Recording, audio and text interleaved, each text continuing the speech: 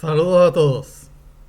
En este video vamos a comenzar un tema nuevo del curso de robótica y es precisamente el último curso, el último tema que ve en el curso. Este video y el último tema se puede ver de forma independiente a lo que hemos visto anterior a esto. El tema es de brazos mecánicos o robots. Y en este primer video vamos a aprender las terminologías y las herramientas matemáticas que se usan para manejar los brazos mecánicos. Veamos de qué se trata.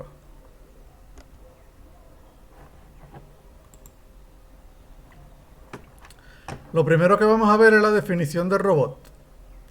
La definición sale de la patente que surge cuando se patentiza la idea de lo que es un robot.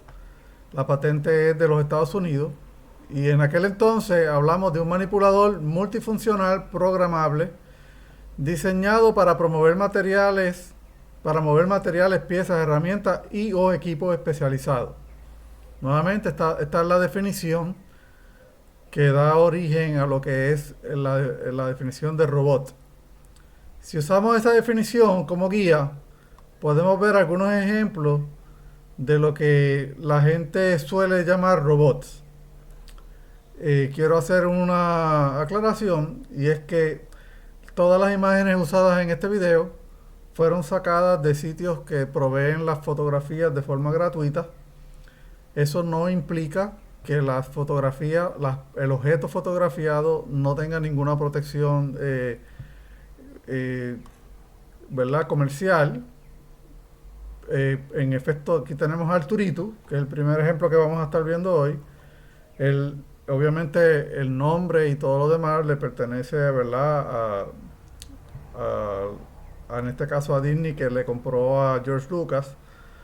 Pero la fotografía fue tomada por un tercero que la dio de forma accesible.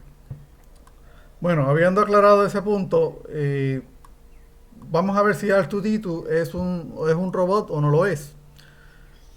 Si nos vamos a la película, Arturito en efecto sí era un robot, era multifuncional, podía llevar un mensaje, como en el caso de la princesa Leia, podía mover piezas, vimos un episodio donde transportó las bandejas, ¿verdad? A Java, y tiene equipo especializado para reparar naves, etcétera, etcétera.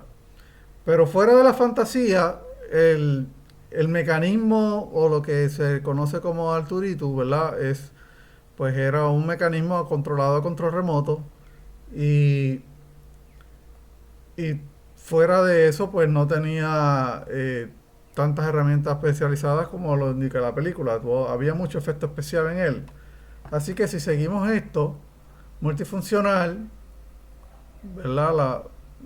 Diseñar para mover materiales, piezas y herramientas, pues posiblemente el aparato fuera de la película no es un robot.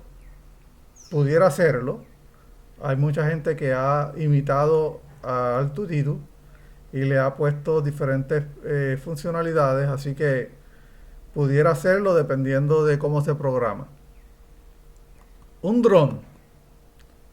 Un dron es, mucha gente pues ha hecho drones que son autónomos, donde puede aprender vuelos y se puede usar para muchas funciones. Por ejemplo, pudieran ir por encima de un campo para determinar el estado de recogido de manzanas o del maíz, caña de azúcar, entre otras cosas.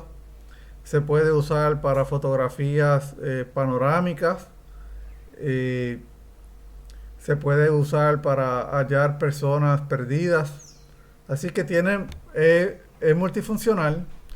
La parte que sí es programable, pues realmente si estamos hablando de que yo puedo programar una ruta para que él vaya y vuele esa ruta, pues en ese caso sería programable. Si la capacidad del dron es un dron comercial para fines recreativos, esa capacidad casi nunca la tienen y en ese caso ya no sería un robot.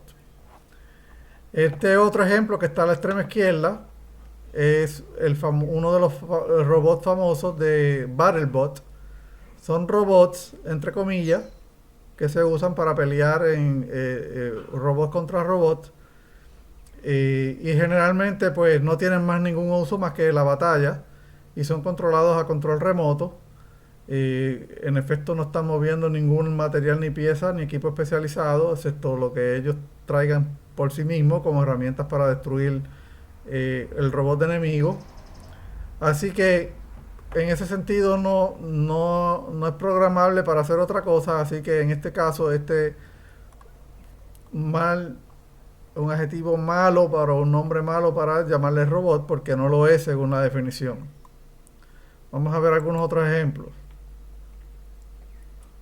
Esto que tenemos aquí, ¿verdad? Es una representación gráfica de de, de un vehículo militar donde tenemos a una persona que se monta dentro, tipo Messenger, tipo Avatar, ¿verdad? Que donde se montaban en un aparato como este y lo guiaban y entonces en lugar de tener ruedas, pues es un robot, entre comillas, bípedo. Pues multifuncional, parece que es un vehículo de transporte, eso es una función. Es un vehículo que ayuda a la destrucción porque tiene diferentes proyectiles para batalla, así que esa sería una segunda función. ¿Es programable? No, no lo es. Como no es programable, es un vehículo, es manejado. Pues en efecto no es un robot, aunque sea un mecanismo, una arquitectura mecánica muy interesante y complicada. Esta araña mecánica que tenemos acá tiene más o menos el mismo principio. Esto es la representación de un juguete, una araña robótica. Pudiera tener la capacidad, dependiendo del procesador que use el juguete, de además de tener el- la parte de control remoto, pudiera tener alguna cosa que explorase terreno, que tire fotografías, pudiera ser programable en términos de ruta, pero no tenemos la información completa para determinar si en este caso esta araña mecánica es un robot o no. Ciertamente, si es un juguete, no va a ser programable y por lo tanto no sería un robot. Y esta es otra imagen, cortesía de NASA. eh, Esto es uno de los robots que se enviaron a Marte. En efecto, esto sí era un robot, era multifunciones, te podías recoger muestras, podía tirar fotografías, podía navegar por sitios de diferentes terrenos, podía crear mapas, se transmitía señales, tenía muchas funciones y además de tener muchas funciones, sí era programable. En efecto, esta representación creada por NASA con un modelo de acá, pues representa cuando el robot se atasca en una piedra, ellos le envían una programación nueva para que él pueda salir de esa situación y por lo tanto eso hace que en efecto sea un robot porque es programable, transporta muestras, así que sí, transporta equipo. Y así por el estilo, dependiendo del entorno, ¿verdad? Hay mucha gente que usa el término de robot como algo comercial porque suena chic, suena moderno y ayuda a las ventas o ayuda a la publicidad. Pero no, como pudimos ver con estos ejemplos, no todos esos ejemplos son robots. Ahora, vamos un poco más atrás en la historia. Esa es la definición de robótica, pero no es el término de robot como se creó. Estamos hablando ya de varios siglos atrás. Fueron escritos dos libros por Isaac Asimov. Estos dos libros han sido pasados a películas. The Bicentennial Man, que pues, mostró el primer libro de Asimov en película.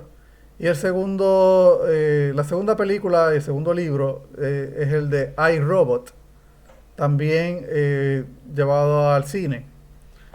Así que los que vieron la película de Bicentennial Man posiblemente reconozcan estas tres reglas. Los libros o la película, como ustedes lo quieran poner, realmente no, el tema principal no son robots, aunque esa es la aceptación pública más conocida.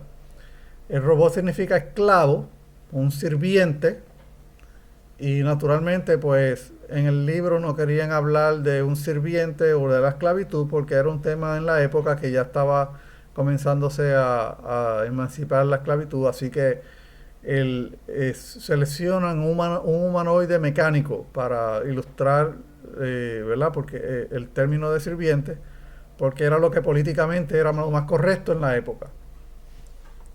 Y, y acá lo que presentaba el libro eran dilemas éticos, y los que vieron las películas pues pueden ver de qué se trata, pero esta regla la gente se la ha tomado muy en serio porque eh, son dilemas éticos que se tienen que considerar no solo para el término de robot, sino como personas y como cualquier otro diseño que nosotros pudiéramos hacer con mecanismos. Estas reglas dicen, el robot debe evitar daño a un humano, ya sea por sus acciones o inacciones. Fíjense que si yo cambio la palabra robot por persona, una persona debe evitar daño a otro ser humano, ya sea por acciones o inacciones, se cumple el término que les acabo de decir, un término ético, un principio moral. El robot debe obedecer al humano, excepto cuando viole la primera ley. Los niños deben obedecer a sus padres, excepto cuando violen la primera ley. ¿Ok? Fíjense que podemos cambiar los términos y podemos ver la analogía. El robot debe autoprotegerse, excepto cuando viole cualquiera de las leyes anteriores. Aquí hay un principio de protección a la vida que en el caso de la máquina, en el caso de la esclavitud de la época, la vida del amo era más importante que la del esclavo, según lo veía la sociedad en ese momento. Como les mencioné, ya la esclavitud estaba siendo abolida, así que el término de robot, cualquier máquina debería proteger a la persona que es su dueño, y eso pues naturalmente pues es más entendible dentro de nuestra sociedad, y en ese sentido la autoprotegerse o la muestra de supervivencia debe de ir por debajo de lo que es la seguridad del daño o a otro ser humano y en términos de obediencia. Pero cuando lo usamos en robot, pues fíjense que esta tercera ley no entra en conflicto con ninguna de las creencias que nosotros tenemos hoy día. Así que a pesar de que era un libro escrito en una época diferente a la nuestra, ya era un libro de avanzada en términos de ética y en términos de lo que es la tecnología, en términos del aparato mecánico. Más tarde se le añadió la regla cero. Esta regla cero sale del segundo libro, del de I, Robot, Yo, Robot, que lo que pretende es que un robot no puede hacer daño a la humanidad o por inacción o permitir que la humanidad sufra daño. En ese segundo libro, o la película, como ustedes lo hayan visto, los robots, los humanoides, se rebelan contra la humanidad, entre comillas, porque se dan cuenta que la humanidad va en un rumbo a autodestruirse. En efecto, fíjense que los asesinatos, los asaltos, los daños a maltrato de niños, etcétera, etcétera, son daños a la humanidad, y los robots lo que estaban pretendiendo en el segundo libro, era controlar a la humanidad para que ese tipo de cosas dejaran de suceder. Y de la única manera que ellos veían era si tomaban acción para limitar la libertad del ser humano a sus acciones. Fíjense que entran dos conflictos éticos con una sola regla.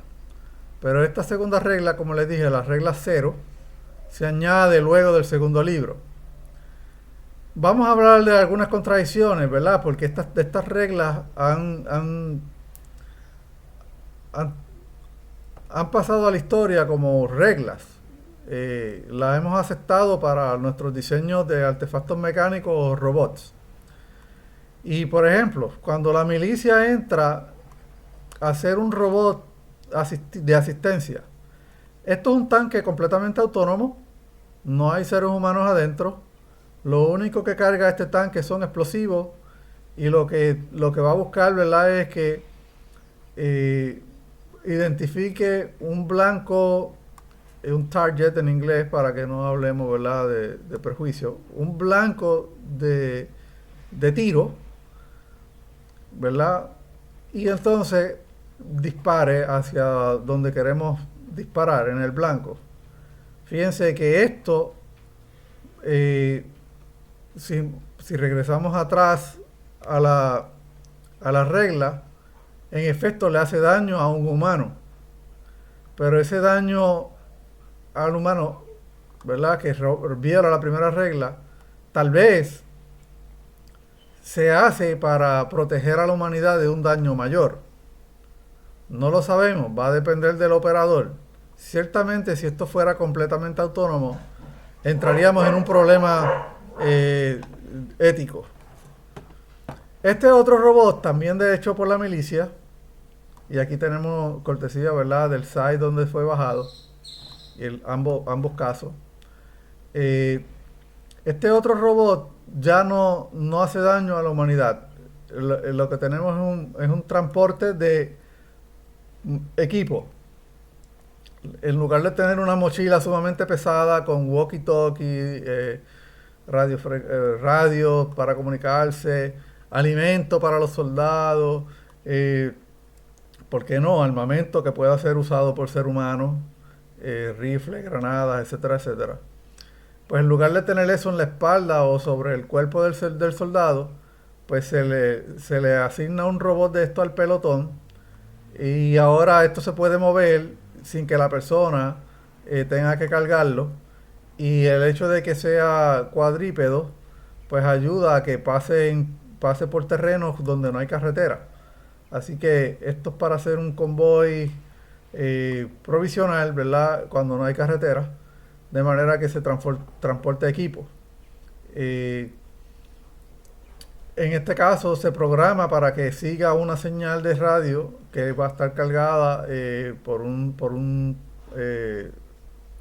soldado del pelotón, y esa es su única función. Así que como no es multifuncional, pues a lo mejor no se puede considerar como un robot, pero ciertamente pudiera ser usado para programarse de forma diferente, porque tiene la capacidad de ser programado para otras utilidades. Y en ese caso, pues podríamos, pues el término robot queda más o menos difuso, ¿verdad? Pudiera hacerlo como no pudiera hacerlo, va a depender. No tenemos suficiente información de él mismo para poder determinarlo en este momento. Pero de todas maneras es ¿verdad? Al ser usado para la milicia, pues entraría en un problema ético con las reglas de Asimov. La nueva regla, estas reglas, ¿verdad? Las reglas de Asimov históricamente atrajeron mucha controversia al desarrollo de la tecnología de robots, y lo que consiguieron fue que un grupo de expertos en el tema de robots, en los desarrollos de investigación, pues diseñaran estas nuevas reglas, y estas son las reglas guías ahora para el diseño de cualquier robot. Y dicen lo siguiente: los robots no deben ser diseñados exclusivamente o principalmente para matar o dañar humanos. Fíjense que ahora hay espacio para que el robot tenga eso como diseño, bajo el principio de que, por ejemplo, las pistolas no matan, mata al que los opera. Y seguimos con esa misma línea. Dice: los seres humanos son los responsables, no los robots. Nuevamente, la pistola no es la responsable de matar al otro ser humano, el humano que usa la pistola. Así que estamos siguiendo más o menos esa misma línea de pensamiento, o este consorcio, yo no fui el que lo diseñé. Los robots son herramientas diseñadas para cumplir con los objetivos de los humanos. Los robots deben ser diseñados de tal forma que aseguren su protección y seguridad. Aquí está la regla número 3 de autoprotección del robot, de que él debe autoprotegerse de alguna manera. Los robots son objetos, no deben ser diseñados para evocar una respuesta emocional. Siempre debe ser posible diferenciar un robot de un ser humano. Al ritmo de la tecnología de hoy, esto no es un problema, así que la regla está allí para el futuro. Debe ser siempre posible averiguar quién es el responsable y dueño legal del robot. O sea, es una propiedad, ya sea el ejército, alguna universidad, etcétera, etcétera.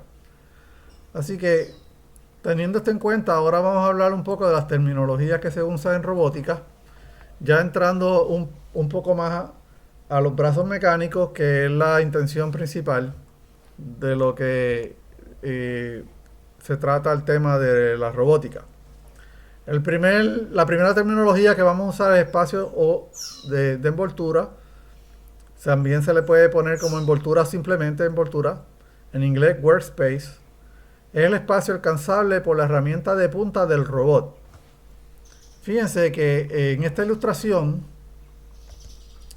tenemos la vista de arriba de un brazo mecánico y tenemos entonces todos los puntos alcanzables en un plano por el robot. Esta figura que se traza pues es de 3 dimensiones, tiene altura que viene saliendo de la pantalla hacia afuera, así que forma un semicilindro. Y dado que esto es así, pues este tipo de robot tiene un nombre que se le va a conocer como un robot cilíndrico, del cual vamos a hablar ya mismo más adelante. El segundo término es el grado de libertad. Un grado de libertad es el número de juntas movibles. Fíjense que no estamos hablando aquí cuán movible estamos hablando. Si tomamos la mano, este movimiento es un grado de libertad. Este movimiento de un dedo es un grado de libertad. De hecho, estoy moviendo 3. Estoy moviendo, ¿verdad?, esa coyuntura, estoy moviendo esta coyuntura y estoy moviendo la tercera coyuntura, que es la de abajo. ¿Está bien? Pero fíjense, si tomamos el codo, esto es un grado de libertad, como también la del hombro es un grado de libertad. Sin embargo, el hombro es más flexible que el codo. Así que el grado de libertad no habla de cuán flexible es el grado de libertad, simplemente habla del movimiento. Basado en eso, vamos a mirar los ejemplos que acabo de ilustrar aquí en la pantalla. Tenemos este brazo mecánico, puede girar en la base, puede girar acá, puede girar aquí, puede girar alrededor de esta otra junta, se puede mover de forma lineal estirando este brazo, se puede girar, esta pieza puede girar, y esta última pieza donde pondría la herramienta de punta también tiene giro. Así que tenemos 1, 2, 3, 4, 5, 6, 7 grados de libertad. Si vemos esta mano mecánica, pues vamos a tener un grado de libertad aquí, un movimiento, otro movimiento acá y otro acá. Son 3. 3 por 4 porque son 4 dedos que tienen 3 grados de libertad, son 12. Acá tenemos un grado de libertad, son 13, 14. Aquí faltaría uno que no lo tenemos tampoco, pero tenemos 14 hasta ahora. Y entonces ahora tenemos este grado de libertad, aquí tenemos una junta y tenemos otra que hacen los 16 grados de libertad. Vamos a ver otro término. Estos términos generalmente, repetitividad y precisión, ambos van acompañados unos del otro, se los provee el fabricante. La repetitividad es la cuantificación del alcance de un mismo punto dentro de la envoltura del robot. Y la precisión es una cuantificación de la cercanía a alcanzar un punto deseado. Vamos a ver. Digamos que yo tengo el punto A y el punto B. Si yo quiero llegar al punto A, fíjense que muy rara la vez un artefacto mecánico, dado las tolerancias de los engranajes, etcétera, etcétera, van a caer exactamente encima de A. Pudieran caer alrededor de A. ¿Ok? ¿Cuán cerca yo voy a caer del punto A ideal? Habla de la precisión. ¿Ok? Y entonces ahora, si tenemos dos puntos, ¿cuándo me considero yo que estoy lo suficientemente cerca para estar en A? ¿Y cuándo me considero yo lo suficientemente cerca para estar en B? Y generalmente pues se usa la mitad, el punto medio, ¿verdad? Y si ponemos un punto medio acá, pues vamos a notar que es la misma distancia, porque tenemos la mitad del B y la mitad del A, hacen la distancia. Así que esto tiene una precisión de 0.5 milímetros en términos de la precisión que puede alcanzar el robot. Sin embargo, vamos a hablarle un poco de repetitividad. Yo voy, todas las veces estoy yendo al punto A, voy a un punto neutral y regreso al A, ¿verdad? Y en este caso, pues lo hicimos 15 veces. 1, 2, 3, 4, 5, 6, 7, 8, 9, 10, 11, 12, 13, 14, 15. De las 15 veces, 14 de estos puntos se pueden considerar que están en A. Podemos trazar una curva gaussiana para una distribución, ¿verdad? Y estos puntos pues van a ocurrir rara la vez. Pero ciertamente hubo un punto dentro de la secuencia que, aunque fue destinado a A, se puede considerar como que está en B, dado a la precisión, ¿verdad? Eso se le conoce como la repetitividad. Así que en este caso tenemos una repetitividad de 14 sobre 15, que es un 93.33%. ¿Okay? Esto es una de las pruebas que se le hacen a los brazos mecánicos y se ha movido para los robots móviles, etcétera, etcétera, por unas pequeñas modificaciones. Otro término que se usa es el payload, es la carga máxima, así se dice en español, además la carga máxima que el robot puede manipular en forma segura. Como ya se pueden imaginar, ya el payload se ha convertido en un anglicismo bastante aceptado en muchos sitios. Aquí hay una representación bajada de Robotic. Robotic es una tienda que vende herramientas de punta y ha dado de forma gratuita los diseños de sus herramientas de punta. Otra vez, no estamos hablando, ¿verdad?, de que el robot no esté protegido. Este es un robot Fanuc. Y Fanuc pues tiene sus patentes alrededor de sus patentes de diseño acerca de sus brazos mecánicos. Pero simplemente esto es una fotografía bajada de este sitio, ilustrando cuánto puedo. Fíjense también que no es lo mismo yo tener una carga con el brazo extendido, levantar un peso con el brazo extendido, no es lo mismo que si yo levanto la pesa, ¿verdad?, con el codo flexionado. Esta junta acá va a hacer mucho más esfuerzo si yo tengo el brazo completamente extendido con el mismo peso. Así que el payload toma en consideración eso. Por lo general va a usar la configuración más débil del brazo mecánico para determinar cuál es la masa segura que puede mover. Vamos a hablar ahora de los componentes de los brazos mecánicos de los robots. Todo brazo mecánico va a tener un manipulador o brazo mecánico, va a tener una herramienta de punta, de lo contrario pues no sería útil. Va a tener sensores para poder censar la posición del brazo mecánico y posiblemente va a tener sensores ambientales para detectar imágenes, por ejemplo, y detectar información del medio ambiente y poder navegar alrededor de su envoltura. Va a tener un controlador que va a estar encargado de la matemática, desarrollar la matemática de su sistema de control.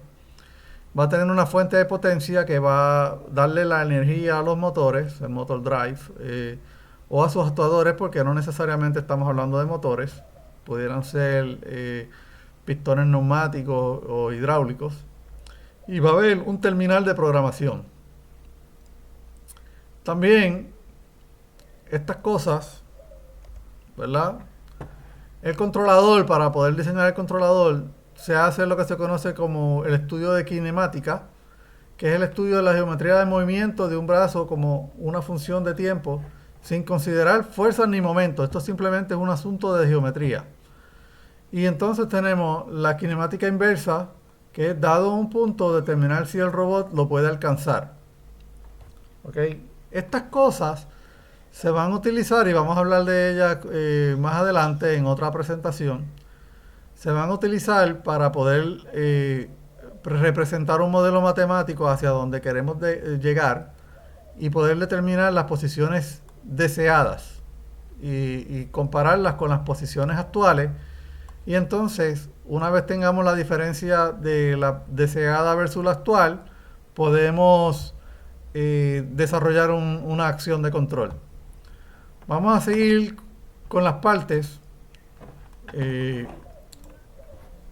Vamos a mirar ahora en detalle lo que es el manipulador. El manipulador es a donde se le hace el estudio. Y el manipulador, cuando hacemos el estudio, fíjense que es un estudio geométrico, pues hay ciertas clasificaciones en términos de geometría. La primera es la más sencilla, geometría cartesiana. Realmente no es la más sencilla.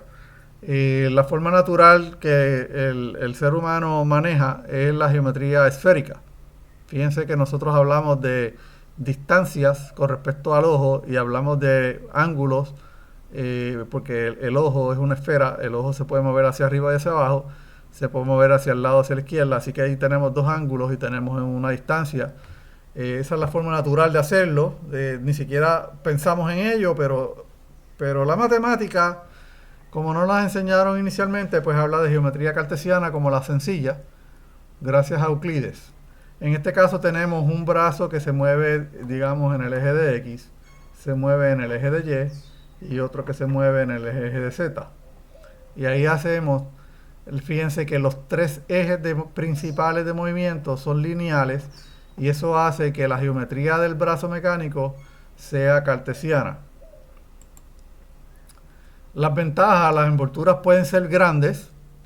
El montaje aéreo me permite, este robot yo lo puedo levantar sobre el suelo y sobre unas patas, y la huella que va a ocupar en el piso sería bien pequeña, y al tener una huella pequeña, ¿verdad? Pues podemos tener espacios reutilizados en manufactura para tener el robot de forma aérea, transportar materiales de una estación a otra. El control es sencillo porque la matemática cartesiana generalmente nosotros las hemos desarrollado para entenderla mejor, y en ese sentido pues al la matemática ser más entendible para nosotros, pues el control se hace más sencillo. Las desventajas: necesitas una estructura de soporte grande, principalmente si nos vamos a ir por la vía aérea. El mantenimiento tiene difícil acceso, ¿verdad? Porque si está a la altura, pues necesitaríamos escaleras para poder aceptar las cadenas, etcétera, etcétera.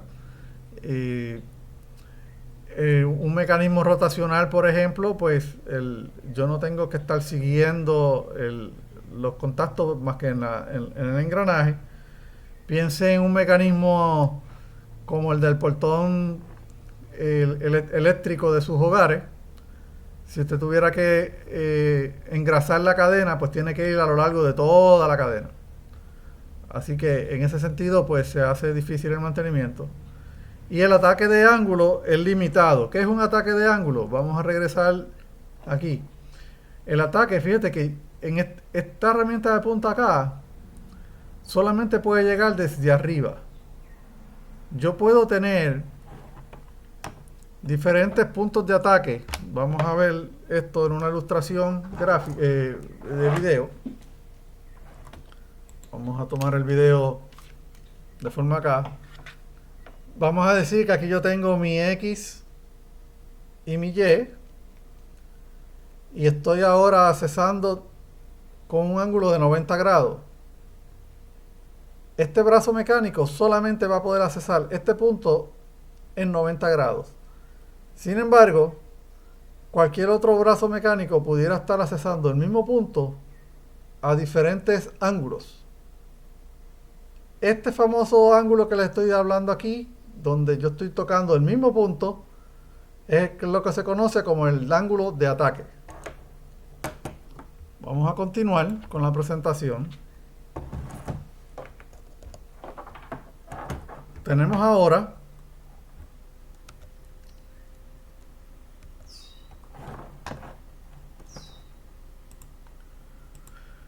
la geometría cilíndrica. La geometría cilíndrica me va a tener dos ejes lineales y uno rotacional. En este caso, este ejemplo, el brazo mecánico da vueltas aquí en la base. ¿Está bien? Gira. Y entonces esta sube y baja y se estira. Dependiendo de cuál es el movimiento que queremos hacer, pues esos son los primeros 3 grados de libertad. Este brazo mecánico tiene otros grados de libertad más en la punta, ¿verdad? Puede girar acá también y puede abrir y cerrar una pinza. Pero los primeros 3 grados de libertad son los que le dan el nombre de cilíndrico. Fíjense que este brazo mecánico forma como un cilindro. Se puede alcanzar un semicilindro como fue el ejemplo anterior. Y eso también le da a la envoltura en 3 dimensiones ser parecida a un cilíndrico. ¿Está bien? Pudiéramos haber tenido un grado rotacional acá, un grado lineal aquí y para subir y bajar, y eso sería otra configuración, pero también se le conoce como geometría cilíndrica. No encontré una foto para ilustrarlo, así que no está incluida. Tiene la ventaja de que el alcance profundo con un ángulo en la herramienta de punta, ¿está bien? Estructura de montaje conserva espacio, es más recogido y maneja un payload bastante alto conservando repetitividad. Esa es una propiedad, ¿verdad? Porque, para el espacio que tenemos, naturalmente pues el cartesiano puede manejar mucha masa, pero el control es pues requiere, porque es una masa mayor, le quita repetitividad. Este es un modelo bastante más recogido y por unidad, pues el payload no está mal y la repetitividad se mantiene. El control es un poquito más complicado porque ya tendríamos que manejar matemática en coordenadas cilíndricas. Y entonces este otro es geometría esférica, que tenemos un eje lineal y 2 rotacionales. La gran mayoría de los robots en manufactura son SCARA, ¿verdad? Robot for Automation, esta sigla lo que están indicando que Simulated Control, y no recuerdo de qué es la Robot in Automation, son los robots que están certificados para usarse en manufactura. Tenemos aquí una rotación, una segunda rotación. Este fue el ilustrado, ¿verdad? Y entonces tenemos acá 2 rotaciones y la parte lineal. La matemática envuelve coordenadas en la esfera y en ese sentido, ¿verdad? Pues es un robot tipo esférico. Y el último, que es el más utilizado de todos, ¿verdad? Por la versatilidad que es. Perdón. Aquí tenemos una rotación. En este eje que tenemos acá aparece otra segunda rotación. En ese eje que tenemos acá aparece otra rotación. Aquí en este eje tenemos esta rotación. ¿Está bien? Acá en este eje tenemos esa rotación. Y finalmente en este eje tenemos esa rotación. 1, 2, 3, 4, 5, 6 grados de libertad. Pero lo que nos va a interesar es que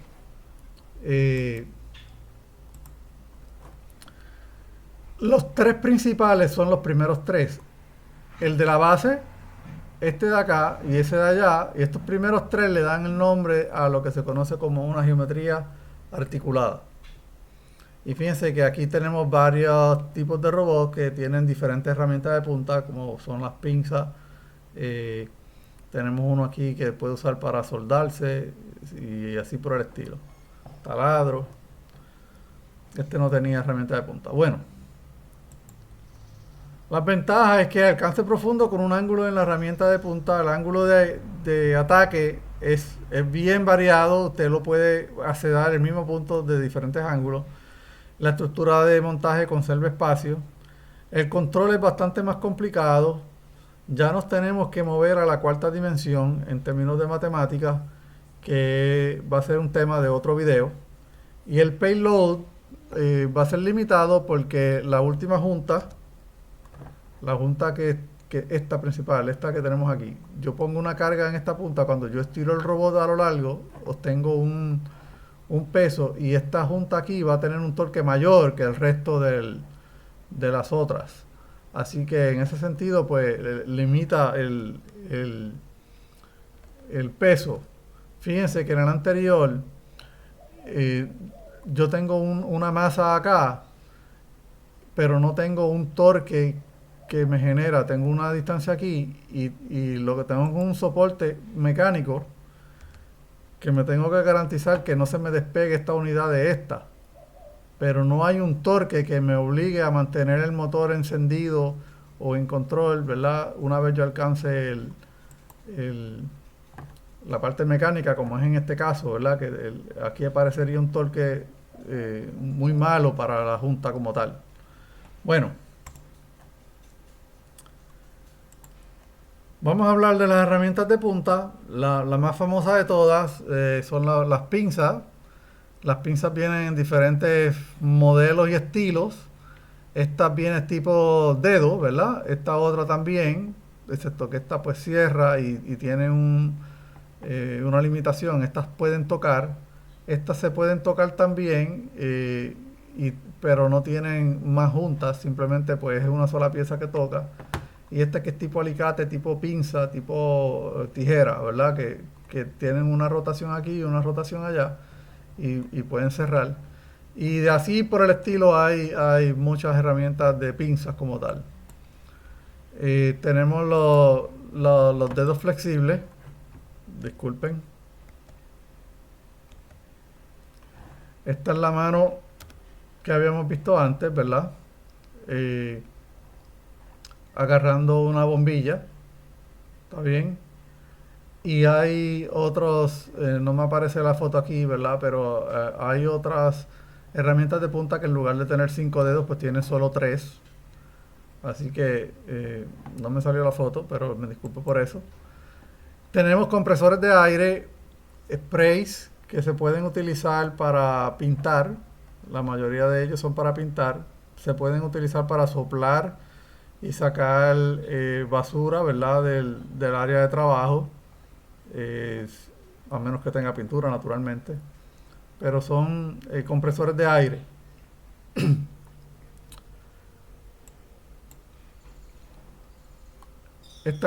Por cierto, esta compañía vende las herramientas de punta y tiene algo de educativo en ella. Es una compañía mexicana. Los exhorto a que visiten el sitio. Bueno, esta pieza que tenemos acá fue diseñada por uno de nuestros estudiantes en el 2017. Y en particular, esta pieza agarra una microficha dentro de un baño de aceite. ¿Ok? Así que él agarra y por eso es que tiene esta forma en particular para poder despegar la ficha luego. Y entonces por este nozzle se tira aire. Ahora, esta herramienta, nosotros le añadimos la parte de tirar aire, ¿ok? Y entonces le añadimos una parte para ser agarrada por el brazo mecánico. Pero fíjense que la pieza del medio es una pieza comercial que ya viene para precisamente agarrar microfichas. En términos de succionadores, podríamos hablar de configuraciones como esta. Por ejemplo, si yo fuera a levantar una bolsa de suero, fíjense que lo puedo hacer con un solo chupón, pero el chupón me representa un solo chupón en una cosa frágil. Pudiera no hacer contacto y si se me despega, pues se cae la bolsa. Sin embargo, si ponemos 6, la bolsa pudiera rotar en esta dirección y va a recibir un torque contrario porque vamos a tener varios chupones que van a evitar que rote. Y de ese modo, pues las rotaciones son muy malas para los succionadores. Y evitamos la rotación y podríamos levantar cosas flexibles, láminas, papel, etcétera, etcétera. Y fíjense que estos chupones vienen en variedad. Este viene con más corrugado. Y esto es lo que se coloca entonces en el brazo mecánico. Y lo que controla la válvula, el aire, el flujo, pues puede ser una válvula Venturi o cualquier otra cosa así. Y por lo general también se coloca en el brazo y se puede considerar como parte de la pieza de la herramienta de punta. También tenemos lo que se conoce como intercambiadores de herramientas. Ambos diseños son diseños bajados de GraphCAD. Es un site que ofrece los dibujos. Esto es un dibujo, no es una foto, pero ofrece los dibujos para uno fabricar las piezas. No conseguí fotos libres de copyright, pero esto lo ilustra. Prácticamente lo que tenemos acá en la herramienta de punta del brazo es un mecanismo que se va a juntar con alguna otra pieza. Y esta pieza se fija entonces en la herramienta que nosotros queremos utilizar, ya sea una pinza o ya sea un taladro o un destornillador eléctrico o alguna pistola de compresión para pintar, etcétera, etcétera. Así que con un solo brazo mecánico y un intercambiador de herramientas podríamos tener varias herramientas de punta. Este es otro ejemplo donde podemos sujetar en una de estas, se colocaría un exchanger y podríamos colocar tornillos en múltiples lugares dentro de la estación simplemente rotando, y esto se convertiría en una herramienta donde estoy intercambiando tornillos, donde estoy intercambiando de posición, pero no lo hago uno a uno, sino que lo hago ¿verdad? En grupos. Pasamos entonces a la otra parte. Ya hablamos de los manipuladores y de las herramientas de punta. Lo próximo que nos quedan son los sensores. Todo robot tiene sensores. Y los sensores mayormente se usan para tomar las decisiones y control de movimiento. Los sensores que nunca van a faltar en un brazo mecánico son los encoders. Se usan para determinar la posición actual del brazo mecánico, y de acuerdo a la posición de la junta y del brazo mecánico como tal, pues se aplica una acción de control. Así que esos sensores que siempre van a estar presentes, pues son los responsables de implementar la kinemática y la kinemática inversa. Pero se pueden añadir otros sensores como son inclinómetros, ¿verdad? Si estuviéramos cargando alguna botella con líquido para ponerle una tapa más adelante, pues no queremos derramar el líquido, pues tenemos que usar un inclinómetro. Podemos usar cámaras. Por ejemplo, en uno de los proyectos que se hicieron en el curso, se le puso una cámara al brazo mecánico para leer las fichas de dominó y conseguíamos que el robot jugara dominó. De la misma manera teníamos también en otro proyecto una cámara que detectaba un tablero de ajedrez y el brazo entonces podía jugar ajedrez contra una persona. Y así, pues, dependiendo de la aplicación, podríamos ver usos para la cámara y brazos mecánicos. También podemos ver sensores de fuerza. Podemos poner directamente un piezoeléctrico en alguna punta para no apretar. Por ejemplo, si fuéramos a mover una bombilla, como vieron en la foto, o un huevo, no queremos apretarlo de manera que se rompa. En el caso del huevo no conocemos los tamaños porque no son uniformes, así que hacer lazo cerrado no es buena idea. Los sensores de fuerza también se pueden utilizar para pesar y para determinar torques de apretando tornillos, etcétera, etcétera. Aquí tenemos una ilustración de uno de ellos que usa para determinar la presión que se tiene para pegar una lámina sobre un pedazo de madera, una formica, otros le llaman formica, así que.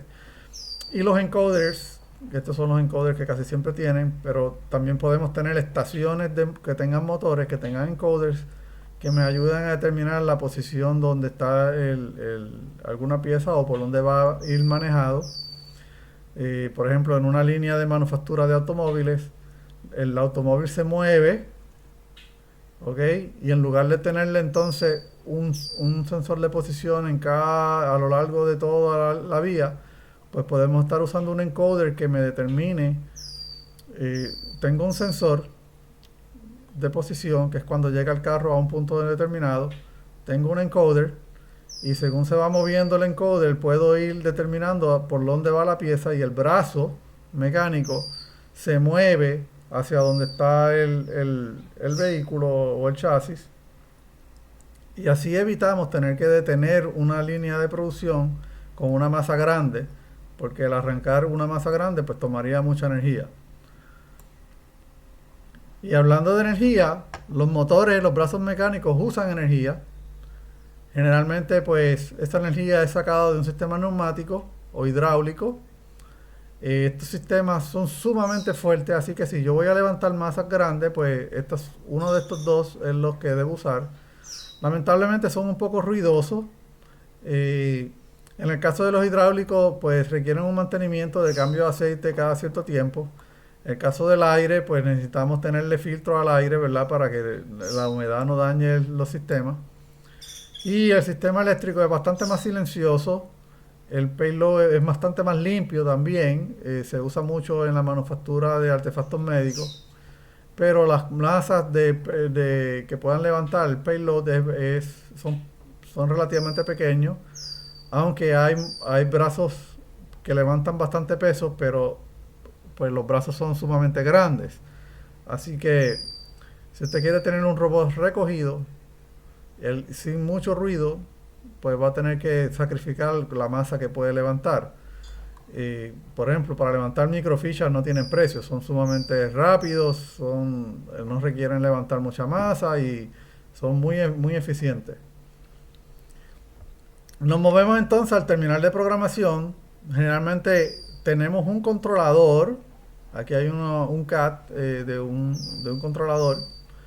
Se ve algo así. A este controlador tiene unos terminales para conectarse a una computadora y tiene terminales para conectarse al próximo terminal de programación que vamos a ver, que es el Teach Pendant.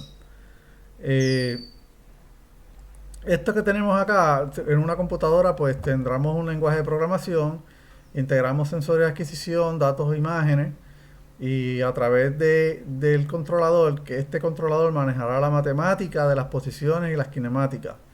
Lo hacen en hardware, lo hacen sumamente rápido. Es un híbrido, es un buen diseño de ingeniería de computadora. Y tenemos entonces el Teach Pendant, que es un terminal como este, que se va a ilustrar acá la posición del robot y los puntos que están aprendiéndose, etcétera, etcétera. Y usted tiene una serie de teclas que le va enseñando los puntos a donde se tiene que mover y los tipos de movimientos que quieren, si son lineales o si puede ser un movimiento rotacional, etcétera, etcétera. Estas imágenes pues no las conseguí, así que las usé en eBay. Son sacadas de tercero con el propósito de hacer ventas. Quería hacer esa aclaración, ¿verdad? Porque es posible que alguna de ellas tenga protección de copyright, pero no tengo manera de saberlo.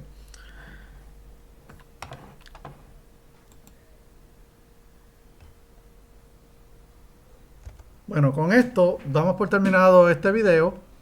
En nuestro próximo video vamos a comenzar directamente en lo que se conoce como la kinemática de brazos mecánicos Y para poder entender la kinemática, vamos a empezar a hablar de cómo hacemos para trabajar en tres dimensiones con robots articulados o cualquier tipo de mecanismo como tal. Hasta luego.